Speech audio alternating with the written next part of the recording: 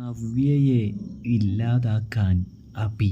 അങ്ങനെ അവന്തിക നവ്യ തൻ്റെ കൂട്ടുകാരിയോട്, അതായത് അവന്തിക നവ്യയുടെ കൂട്ടുകാരിയോട് നവ്യ സംസാരിക്കുന്നത് കേൾക്കാനായിട്ടിടയാകുന്നുണ്ട്.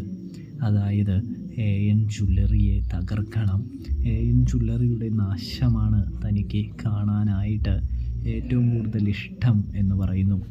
ആദർശും നയനയും തീർച്ചയായും അനന്തപുരിയിലേക്ക് കടന്നു വരണം എന്ന് പറയുന്നു. ഇതേ സമയം അവന്തിക ഇതൊക്കെ കേട്ടുകൊണ്ട് നിൽക്കുകയാണ്. അപ്പോൾ അവന്തിക തിരിച്ചറിയുന്നുണ്ട് ഇവളുടെ ഉദ്ദേശം തൻ്റെ അച്ഛനെയും തൻ്റെ കമ്പനിയെയും തകർക്കുക എന്നതാണ് എന്ന് തിരിച്ചറിയുമ്പോൾ ഇവൾക്കിട്ട് നല്ല പണി കൊടുത്തേ മതിയാവുകയുള്ളൂ എന്ന് നമ്മുടെ അവന്തിക ചിന്തിക്കുന്നു.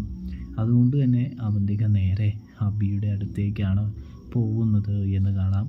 അഭിയേട്ടാ, തൻ്റെ ഭാര്യ, അതായത് നിങ്ങളുടെ ഭാര്യ കൊള്ളാമല്ലോ, നമ്മുടെ കൂടെ നിന്ന് നമ്മുടെ കാല് വാരാനാണ് ശ്രമിച്ചു കൊണ്ടിരിക്കുന്നത്. പല ഡിസൈനും ആ മാളവികയല്ല ചോർത്തിയത്, നവ്യേച്ചിയാണ്, ഏട്ടൻ്റെ ഭാര്യയാണ് എന്ന് പറയുന്നു. അത് കേട്ടതും അഭിക്കാണെങ്കിൽ നല്ല രീതിയിൽ ദേഷ്യം വരുന്നു.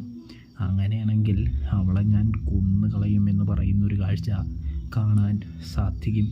ഇതേ സമയം ഇതിപ്പോൾ ഞാൻ നവ്യേച്ചി ഫോണിലൂടെ സംസാരിക്കുന്നത് കേട്ടതാണ്.